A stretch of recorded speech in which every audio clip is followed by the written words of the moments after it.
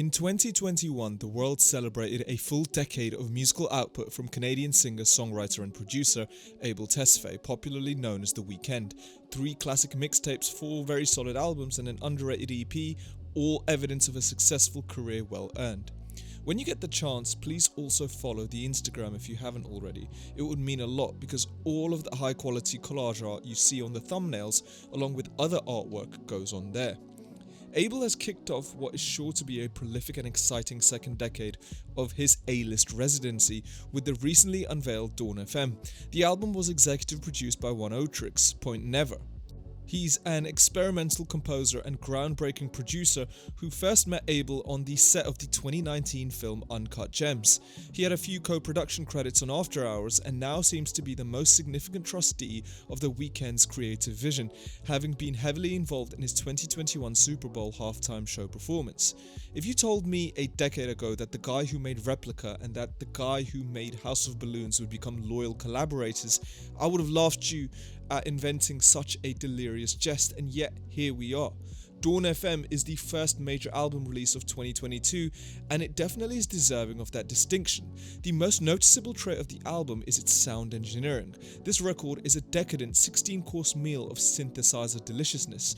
That trait definitely has to be chalked up to the OPN being handed the reins, and he does not take that responsibility lightly. If After Hours was for the pop music fans, Dawn FM is for the knob-turning analog synth heads. Conceptually, the record feels like the second half of whatever he started on After Hours. Both albums are clearly inspired by synth, pop, funk, and new wave from the 1980s, but like I said, Dawn FM takes things in a more expansive sonic direction than its predecessor. The lyrical motif at play seems to portray this particular album as the light, suggesting that After Hours represents the dark. The album's thesis is laid out through a number of diatribes read by famed actor and fellow Canadian Jim Carrey, who plays a sort of demented DJ host narrating a journey that leads right up to the border of life and death. Carrey's character sums up the themes which tie the album together throughout, all coalescing in the poem he recites on the album's final track. This battle between light and dark, truth and lies, life and death is all anchored by a classically tense relationship depiction throughout the album's lyrics. I'm not sure if this album is about one person or multiple people, but Abel seems to be much more in touch with his emotional needs and desires than he usually is. Of course, this doesn't mean that he has found a healthy, loving relationship, nor does he fully view himself as ready for that, but he does seem more lovesick this time around. Someone really got to him. The album's core songs are marked by some incredible transitions. There are also some pretty unusual beats throughout, like on Sacrifice and Is There Someone Else. One of the weirder songs though is the first song right after the angelic intro entitled Gasoline. It's fairly understated, allowing the airtight 808 drums to do much of the legwork. Abel's presence on this song is quite dramatic, issuing more of a spoken word approach. It feels like he's been listening to a lot of Depeche Mode and Human League, and he's projected that influence onto a prism of cascading keyboards. Another interesting co-production credit I found throughout the track listing was Swedish House Mafia, a Big Tent EDM production group who is looking to make a huge comeback in 2022. This was definitely an eye-opening decision for the creative team behind this album to make, as Axwell, Steve Angelo and Sebastian provide some absolutely stellar grooves to songs like How Do I Make You Love Me and Sacrifice. Overall, after a couple initial listens, I definitely think that this record is on par with After Hours, if not just a bit better. Apart from the trilogy, I would say that After Hours has been my favourite studio release from Abel, and Dawn FM may just have usurped that title with its transcendent bath of colourful sounds and catchy hooks. Both albums are roughly the same length, but I think I prefer Dawn FM's holistic entirety slightly more than the song-by-song feel of After Hours.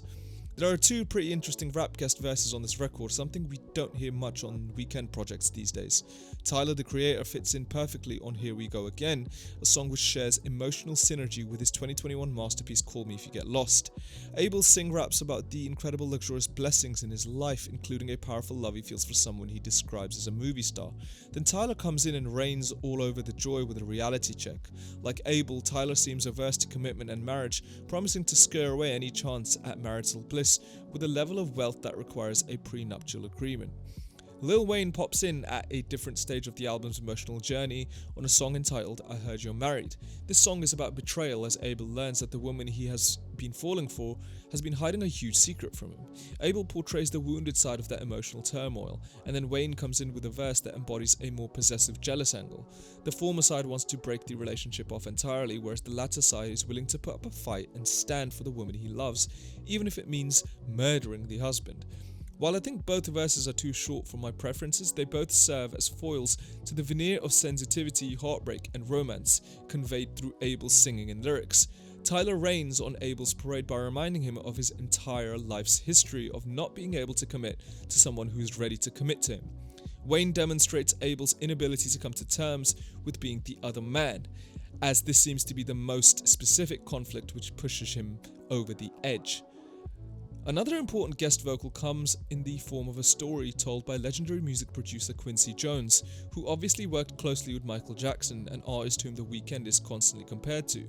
Jones has also had a reputation for living a somewhat detached personal lifestyle, resulting in children he was not ready to parent. He reveals that the childhood trauma of seeing his mother put away in a mental institution, among many other factors, led to his embodiment of the cycle of parental failure. As he put it, looking back isn't it? This story obviously parallels Abel's upbringing, having been himself raised by a single mother. If anything, Dawn FM represents his coming to terms with the fact that circumstances beyond his control made him the way he is, but that he now possesses the control to remake himself into what he wants to be. Now more than ever, Abel is feeling what it means to truly love somebody without the toxicity that marked pretty much every relationship between House of Balloons and Starboy. As I suggest in the title of this video, this album is about Abel not just finding peace within the chaos of our world. He wants to transcend the mental barriers which keep him from trusting anyone with his heart. There is a lot in this album about transcending the path from life to death, but honestly even that I think is a metaphor for the indescribable, indefinable experience of true mutual love between two people. This is all made clear by Phantom Regret, the poem Jim Carrey reads at the end of the record. The coronavirus pandemic has indeed infected everyone currently alive on this planet, millions who have died and many more yet to be born. There are certainly more profound things to say about those effects than what is said on this album, but there is something strangely powerful about the fact that it took a global confrontation of morality for Abel to mentally grow and heal enough to entertain the idea of committal love. That statement is elevated by the power of the beautiful production, the ominous poetry of Jim Carrey's interludes, and The Weeknd's awe-striking vocal performances. In terms of complaints, there are a couple of tracks which feel somewhat redundant. For example, Is There Someone Else is about almost exactly the same thing as I Heard You're Married. That said, both songs are fantastic, so I'm not sure which one I would keep. I also didn't really love Don't Break My Heart, and the Every Angel is Terrifying interlude felt a bit unnecessary. Otherwise though, from beginning to end, this is an opus, no doubt.